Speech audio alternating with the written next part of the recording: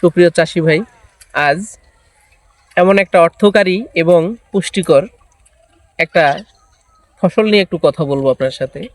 আমরা যদি একটু মেধা খাটিয়ে একটু বুদ্ধি করে এই ধরনের ফসলগুলো করতে পারি, তাহলে আমরা পয়সাও পাবো, শেষে গিয়ে ফলনও পাবো। এটা বাজারে কিন্তু আগাম বিক্রি করা যায়, এরপরে অবশিষ্ট অংশ দিয়ে আমরা কিন্তু এর ফলন নিতে পারি। যেমন আমি বলতেছিলাম, হ্যাঁ, এই যে দেখেন খেসারি কালাই, আপনারা জানেন না, বা কলই শাক, যে যেই নামে চিনি, সবে হচ্ছে।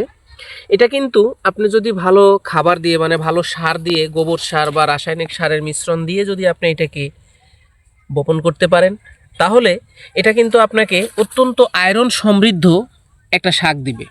এটা শাক কেটে টোটাল জমি থেকে আপনি ভালো পয়সা বিক্রি করতে পারবেন। এরপরে এটা যদি অবশিষ্ট গাছটুকু রেখে দেন, এখান থেকে আপনি আবার কিন্তু ভালো ফলন পাবেন, যেটা আপনার মূলধন হিসেবে রয়ে যাবে।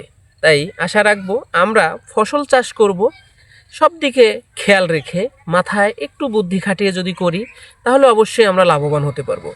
আপনার লস মানেই দেশ ও জাতির লস। বলবেন কেমনে, কিভাবে দেশ ও জাতি লস করলো? আপনি যদি একটা ফসলে লস করে ওই ফসল থেকে ফিরে আসেন, পুরা দেশে কিন্তু আর এই ফসলটা আর কেউ এইভাবে ধারাবাহিকভাবে করবে না। তাই লস হবে না এইরকম ফসলগুলো আমরা একটু করতে পারি।